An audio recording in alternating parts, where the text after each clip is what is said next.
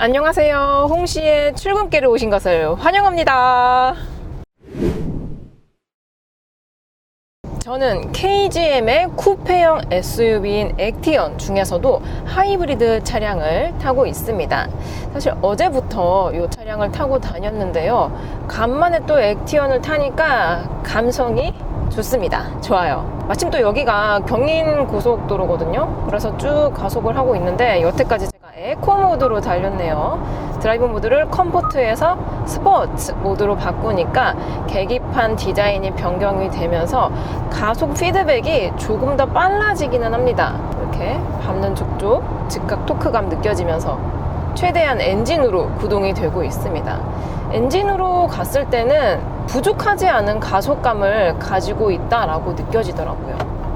근데 미묘하게 이렇게 고속으로 달릴수록 외부 소음이 왜 이렇게 오늘따라 크게 들리죠? 액티언 하이브리드는 S8 단일 트림으로 출시가 돼서 가격이 3,695만원입니다. 이는 토레스 T7 트림이 있거든요. 블랙 엣지 가기 전에. 그러니까 최고 트림으로 비교했을 때 토레스와 한 60만원 정도밖에 차이가 안 나게 됩니다. 그러니까 60만원을 추가로 지불을 하게 되면은 조금 더 예쁜 외장 디자인과 함께 쿠페형 SUV를 가져갈 수가 있다라는 거죠. 저는 평소에 차를 혼자 타고 다니거든요. 거의 누구랑 탈 일이 별로 없습니다. 늘 혼자 타고 다녔어요.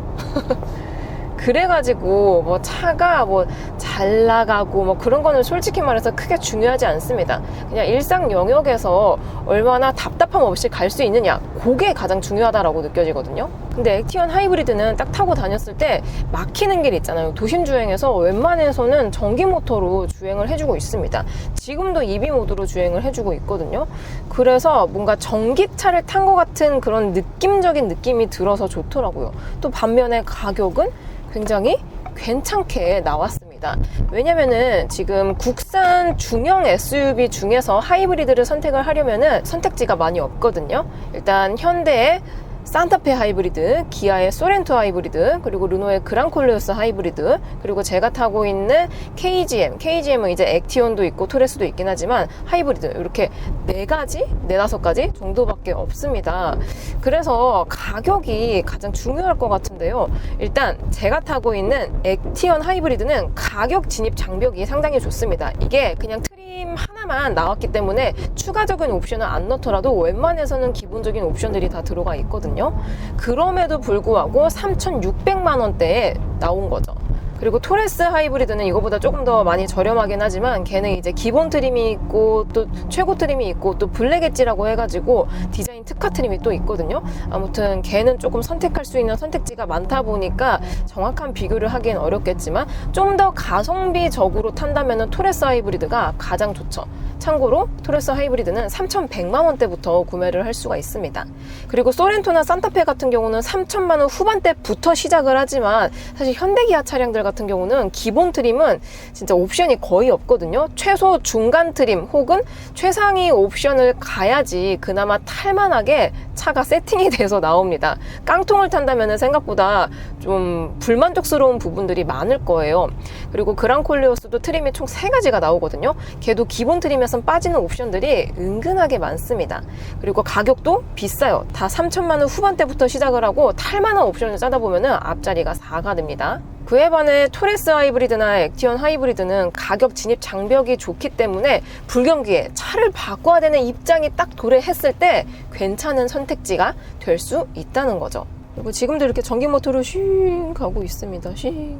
근데 제가 몰랐던 게 있는데 액티언 하이브리드가 출시가 되고 시승 행사 때는 솔직히 말하면 뭐 한두 시간밖에 못 타보거든요. 차를 빨리빨리 막 정해진 장소에 가야 되고 정해진 길로만 가야 되고 또 촬영도 해야 되고 느껴봐야 되고 신경 쓸 게 한두 가지가 아닙니다. 그리고 액티언 하이브리드 시승 행사를 했었을 때 그때 진짜 더웠거든요. 진짜 정말 거짓말 안 치고 이 온도계 있잖아요. 실내 온도계가 그날 섭씨 영상 44도까지 올라갔나?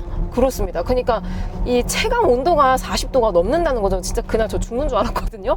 약간 탈수가 와가지고 뭐 하늘이 노랬던 그런 기억이 있었는데, 아무튼 그날은 조금 제가 몸 상태가 안 좋다 보니까 뭐 이것저것 기능들을 많이 사용을 못 해봤습니다. 그래서 홈 버튼을 눌러보면은 얘가 가상 엔진 사운드가 있거든요.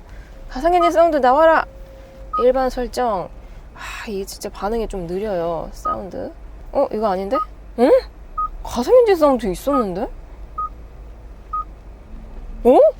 잠시만. 아니, 저 분명히 찾았거든요. 아무튼 가상엔진 사운드가 있기는 있어요. 근데 보통 이런 차를 탈 때 가상엔진 사운드 하면은 주행 중에 나는 소음일 거라고 생각을 하잖아요. 보통 뭐 스포츠 모드로 바꿨을 때 막 훅 간다든지, 그건 줄 알아가지고 제가 뭐 이거는 있으나 마나 하네요, 그렇게 말씀을 드렸는데요. 액티언이나 토레스 하이브리드는 그게 아니었습니다. 그러니까 저속 있잖아요. 뭐 시내길이라든지 아니면은 차와 보행자가 같이 다니는 이면도로, 그 구간에서 소리가 나는 거였습니다. 그래서 제가 전기차라든지 하이브리드 차량을 탔을 때 가장 불편하다고 느껴지는 순간이 이면도로를 지나갈 때거든요. 왜냐면은 보행자는 뒤에 차가 오는지 뭔지 모르니까 깜짝깜짝 놀랄 때도 많고, 운전자 입장에서도 살짝 답답할 때가 많고 막 그럴 때가 있거든요. 근데 토레스 하이브리드나 액티온 하이브리드에 들어가는 가상엔진 사운드는 그런 이면도로에서 소리가 조금 큰가 봐요. 그게 아니면은 음색이 조금 다른가요? 그러니까 보통 전기차나 하이브리드는 이런 소리가 나는데 얘는 오 이런 소리가 나요. 그리고 제가 시승 중인 차량은 S8 단일 트림에 옵션이 조금 많이 들어가 있습니다. 일단 요 위에 파노라마 선루프가 들어가 있습니다. 그리고 에이다스가 보강이 되어 있는 딥 컨트롤 패키지와 함께 360도 어라운드 뷰 기능도 들어가 있고요. 알파인 오디오도 들어가 있습니다. 마침 또 터널에 진입을 했기 때문에 라이트와 함께 여기 앰비언트 라이트가 센터와 도어 쪽에 직접 발광식으로 들어옵니다. 선형으로 들어와요. 분명히 밤엔 예뻤는데 이렇게 낮에 터널에 들어가면 색깔이 또 안 이쁘게 나오네요. 왜 그러지? 그리고 실내 컬러도 선택을 할 수가 있는데, 현재 제가 시승하고 있는 차량은 실내 컬러 옵션이 들어가 있지 않습니다. 그냥 기본적으로 블랙 시트가 장착이 되는데, 그냥 올 블랙이 아니고 시트 퀼팅부터 해가지고 이 스티치가 레드 컬러가 들어갑니다. 요거만으로도 뭔가 실내 옵션을 추가한 것 같은 그런 느낌적인 느낌을 가져다 주거든요. 여기서 뭐 베이지, 뭐 브라운 시트도 선택을 할 수가 있고, 또 스웨이드 옵션이 있거든요. 근데 개인적으로 여름에 스웨이드는 진짜 비추천드립니다. 아무리 통풍이 있더라도 스웨이드 시트가 들어가 있는 차를 여름에 타잖아요. 땀띠 나요, 땀띠. 그리고 뭐랄까, 보통 썬루프가 장착이 되어 있는 차량들을 출고를 하면은 썬루프 같은 경우는 직접적으로 태양광을 받기 때문에 이 틴팅이 되어 있는 경우가 많거든요. 그러니까 글라스 자체가 좀 햇빛을 막아줄 수 있는 글라스가 장착이 됩니다. 근데 KGM에 들어가는 파노라마 썬루프는 기본적인 글라스의 틴팅 효과가 솔직히 말하면 거의 없는 것 같아요. 그래서 되게 뜨거워요. 약간 정수리 좀 살짝 뜨거운데 만져보실래요? 약간 정수리가 좀 뜨겁습니다. 별도의 썬팅을 여기 위에다가 해야 되나? 아닌데. 아무튼 조금 다른 차량들과 비교했을 때 루프가 많이 뜨거워요. 뜨거워. 오. 자외선 차단 유리가 들어가 있기는 하겠지만 효과가 별로 없다라고 생각이 드네요. 그리고 분명히 이거 사운드 조절할 수 있는 거 찾았었거든요. 차량 설정에 들어가 있나? 가상엔진 사운드 봐봐, 있었어요. 켜짐. 꺼짐으로 다니면은 저속에서도 아무런 소리가 나지 않습니다. 아무튼 켜짐으로 다니면은 사운드가 다른 차량들과 비교해서 조금 더 크게 느껴지기 때문에 이게 좋았고요. 뭐 경고음 타입이라든지 경고음이 뭐가 많아요. 이거는 자연음이고,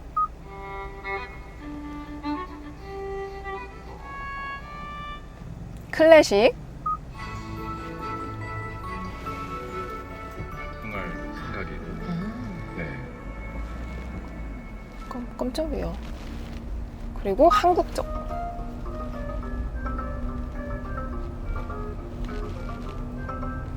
되게 길다 근데 경고음이. 그리고 마지막으로 럭셔리. 이게 럭셔리.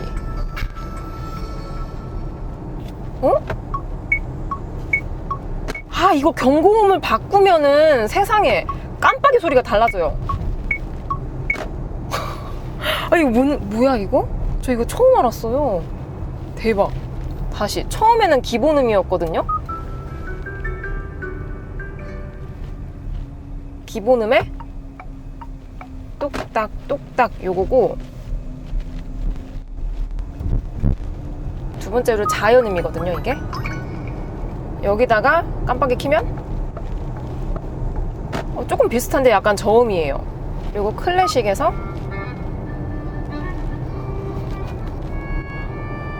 좀 노래가 길어. 그리고 여기 깜빡이 키면 하이톤, 그리고 트렌디.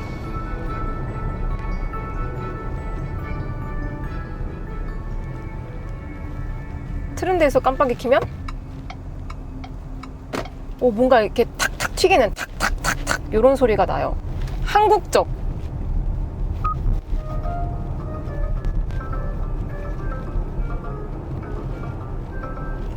여기서 깜빡이. 뭔가 깜빡이 소리는 전혀 한국스럽지 않은 그런 소리가 나네요. 근데 되게 신기하다. 깜빡이와 경고음 타입이 총 몇 개가 있는 거야? 하나, 둘, 셋, 넷, 다섯, 여섯 가지가 있습니다. 이렇게까지 깜빡이 소리를 조절할 수 있는 차량이 있었나 싶네요. 없었던 것 같습니다. 살면서 처음 봐요.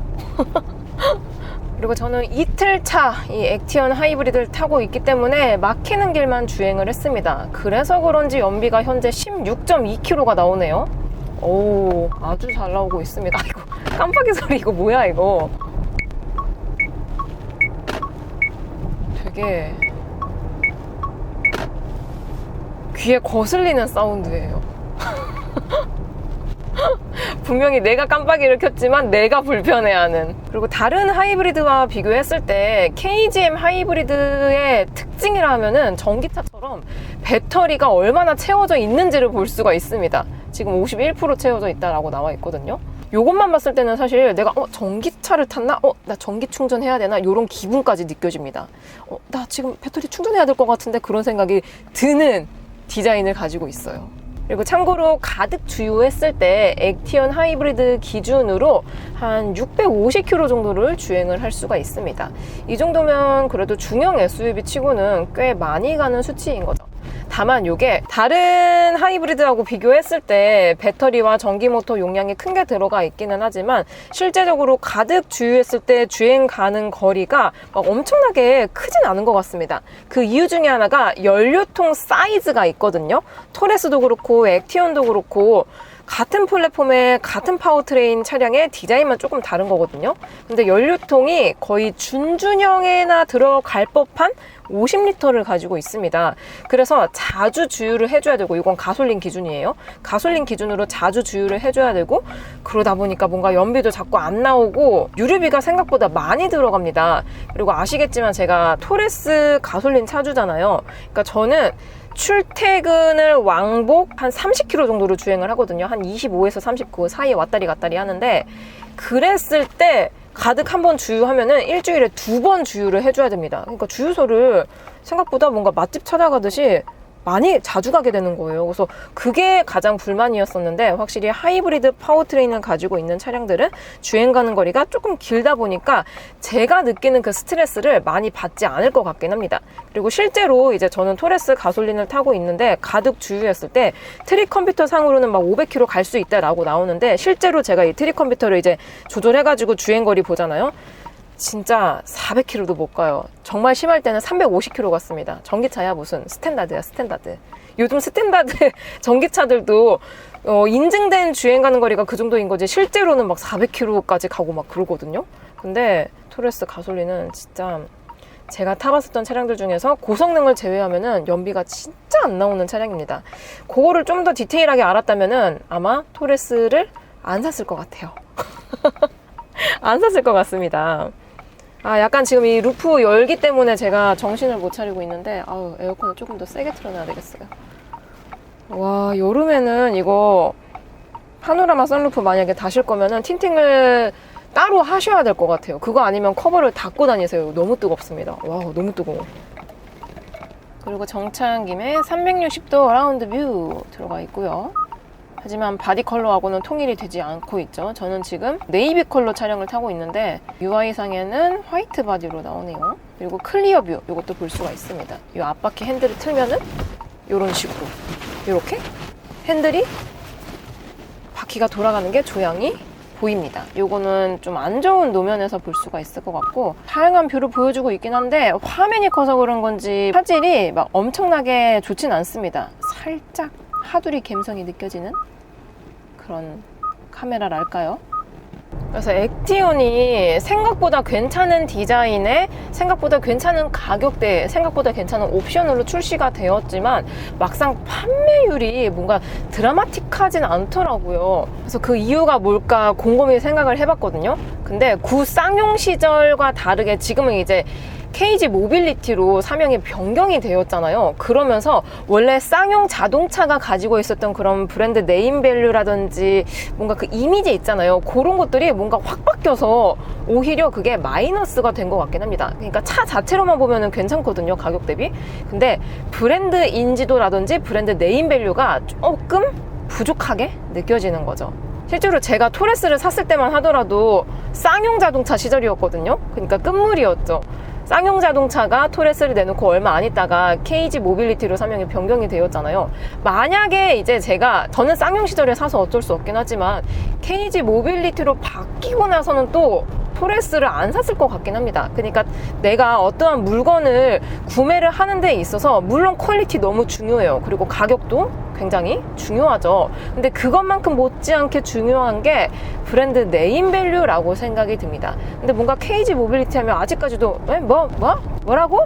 에? 그게 뭔데? 라고 말씀을 하시는 분들이 계시단 말이에요. 그래서 쌍용차 하면 쌍용 이렇게 생각하시는 분들도 아직까지 많으시거든요. 그래서 그런 것 때문이 아닐까라는 저의 뇌피셜이 있긴 합니다. 차 자체로만 보면은 괜찮아요. 연비도 잘 나오고 디자인도 예쁘고 가격도 은근하게 저렴하고 그렇습니다.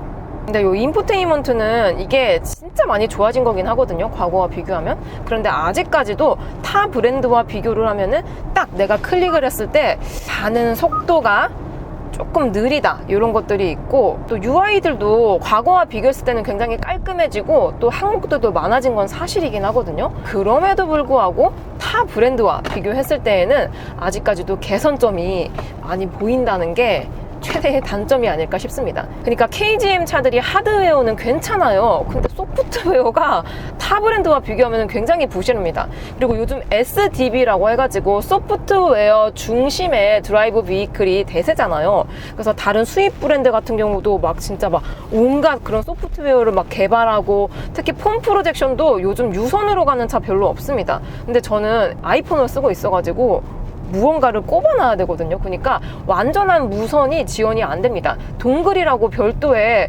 무언가의 액세서리를 달아야지 쓸 수가 있는 거예요. 그래서 그런 것들도 좀 아쉽다라는 느낌이 들었습니다. 저는 사무실에 타워 가기 때문에 이만 영상을 마쳐보도록 해볼게요. 이 루프 열기 때문에 오늘 약간 말을 횡설수설했는데 봐주세요. 더우면 사람이 제정신이 아니게 돼요. 아무튼 여러분들은 퇴근 중이신가요? 오늘 하루도 정말 수고 많으셨고요. 저는 그럼 다음 리뷰 때 뵙도록 하겠습니다. 그럼 안녕!